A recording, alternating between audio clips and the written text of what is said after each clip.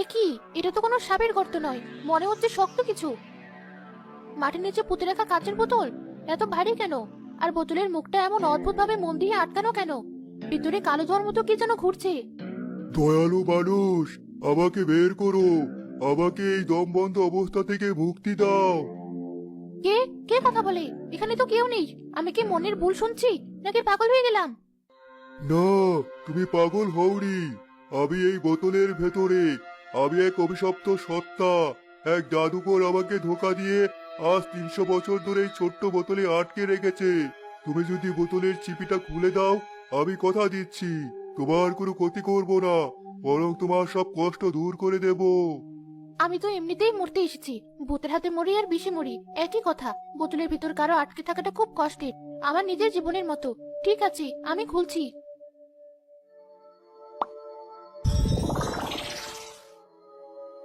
আহ, কতদিন পর মুক্ত বাতাস।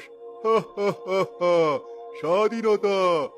তোমাকে অনেক ধন্যবাদ মানবী। তোমার নাম কি? আমার নাম রূপা। আপনি কে? এত বড় শরীর নিয়ে আপনি ওটুকু বোতলে ছিলেন কিভাবে? আমি শের খান। জাদুর কারণে আমি ছোট হয়েছিলাম। তুমি আমাকে মুক্ত করেছো, তাই আমি এখন তোমার গোলাম। বলো, তোমার কি চাই? তুমি কেন এই গভীর রাতে জঙ্গলে এসেছো? তোমার চোখে পানি বা কেন? আমার আর কিছু চাওয়ার নেই। সৎ মায়ের অত্যাচারে আর জোর করে বিয়ে দেওয়ার ভয়ে আমি এসেছিলাম। আমার পালানোর কোনো পথ নেই। ছি ছি, জীবনে তো সস্তা নয়। আর আমি থাকতে তোমার মরে যাওয়ার কোনো দরকার নেই। এখন থেকে আমি তোমার ছায়ার মতো থাকবো। তুমি যখনই আমাকে ডাকবে, আমি হাজির হয়ে যাব। তবে একটা শর্ত, আমাকে ডাকার সময় বলতে হবে, বোতলের ভূত সামনে এসো। আপনি সত্যি আমাকে সাহায্য করবেন? আমাকে ওই বিয়ে থেকে বাঁচাতে পারবেন? আমার মাকে একটু বুঝিয়ে বলতে পারবেন? শুধু বিয়ে কেন, তোমার সৎ মাকে এমন শিক্ষা দেব যে সে সারা জীবন মনে রাখবে। আর তোমার বাবাকেও সুস্থ করার ব্যবস্থা করব। এখন বলো, তুমি কি বাড়ি ফিরতে চাও? হ্যাঁ, কিন্তু এত রাতে হেঁটে গেলে তো ভোর হয়ে যাবে। মা টের পেলে আমাকে আস্ত রাখবে না। চিন্তা করো না, চোখ বন্ধ করো, এক নিমেষেই তোমাকে পৌঁছে দেব। ঠিক আছে, চোখ বন্ধ করলাম।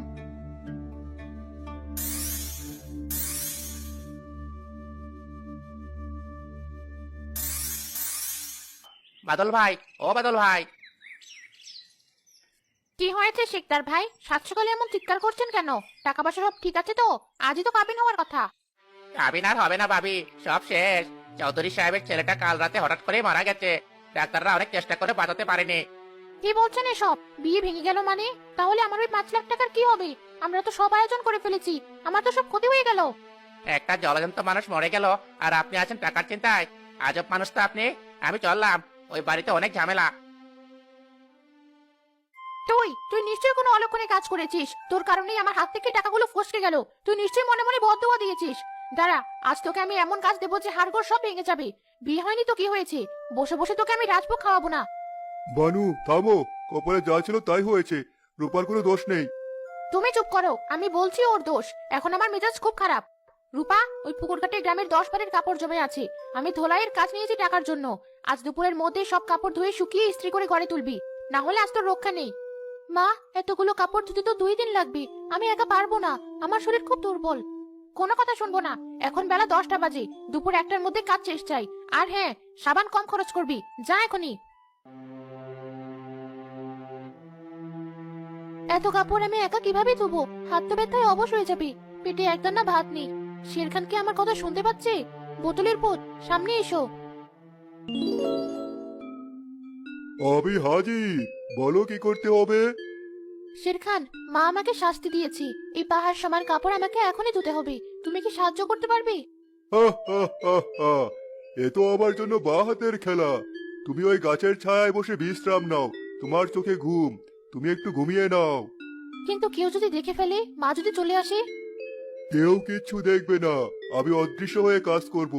তুমি নিশ্চিন্তে থাকো, মানুষ দেখবে কাপড়গুলো নিজে নিজেই পরিষ্কার হচ্ছে। তুমি শুধু তাকিয়ে দেখো।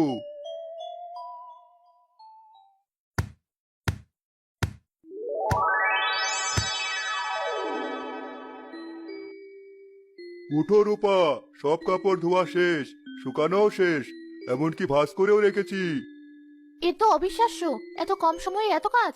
কাপড়গুলো তো নতুনের মতো চকচক করছে। ধন্যবাদ শেরখান। ধন্যবাদ দেওয়ার দরকার নেই।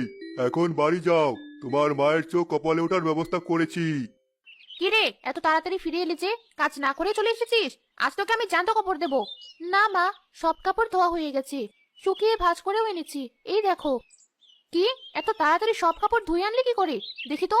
এ তো দেখি সত্যিই ধোয়া, কোনো দাগ নেই, একদম ঝকঝকে। তুই জাদুকর নাকি? নাকি কাপড় না ধুয়েই অন্য কারো কাপড় চুরি করে এনেছিস? না মা, আমি নিজেই ধুয়েছি। বুঝলাম, শরীরে অসুরের শক্তি হয়েছে তোর। ঠিক আছে, কাপড় ধুয়েছিস তো কি হয়েছে? আজ রাতে আমাদের বাড়িতে ইউনিয়ন পরিষদের চেয়ারম্যান সাহেব আসবেন তোর বাবার কাছে কিছু জমির কাগজ সই করাতে। চেয়ারম্যান সাহেব আর তার লোকজনের জন্য রাতের খাবার তৈরি করতে হবে। মা, ঘরে তো চালই নেই, আর আমি একা তো রান্না কিভাবে করব? পোলাও, খাসির মাংস, রোস্ট, ফিরনি সব রাখবি। আর শোন, সব মশলা কিন্তু পাটায় বেটে করবি, কোনো ফাঁকিবাজি চলবে না। চাল ডাল আমি মুদি দোকান থেকে আনিয়ে দিচ্ছি। বানু, মেয়েটা সকাল থেকে না খেয়ে আছে, ওকে একটু বিশ্রাম দাও। তুমি চুপ করো। চেয়ারম্যান সাহেব খুশি হলে আমাদের কিছু সরকারি অনুদান দিতে পারেন, ওই টাকায় তোমার চিকিৎসা হবে। আর যদি রান্না খারাপ হয় তবে রূপাকে আমি বাড়ি থেকে বের করে দেবো। যা রূপা, রান্না করে যা।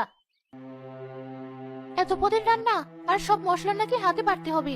আমার হাতে তো ফোসকা পড়ে যাবে, শরীরটা আর চলছে না। বোতলের ভূত, সামনে এসো। আবার ডাকলে? বলো, কি সেবা করতে পারি? আজ মনে হয় তোমার মা তোমাকে মেরে ফেলার ফন্দি করেছে। মা বলেছে অনেক রান্না করতে, সব মশলা বেটে রাজকীয় খাবার রান্না করতে হবে। আমি তো একা পারবো না। চিন্তা করো না, তুমি শুধু হাঁড়িতে পানি চড়িয়ে দাও, বাকিটা আমার জাদু দেখবে। আর খাবারের চিন্তা করো না, আমি এমন ব্যবস্থা করব যে চেয়ারম্যান সাহেব আঙ্গুল চাটতে বাধ্য থাকবেন। কিন্তু মা যদি রান্নাঘরে আসে? কেউ ঢুকতে পারবে না, আমি দরজায় অদৃশ্য পাহারা বসিয়ে দিচ্ছি। তুমি শুধু বসে থাকো আর দেখো।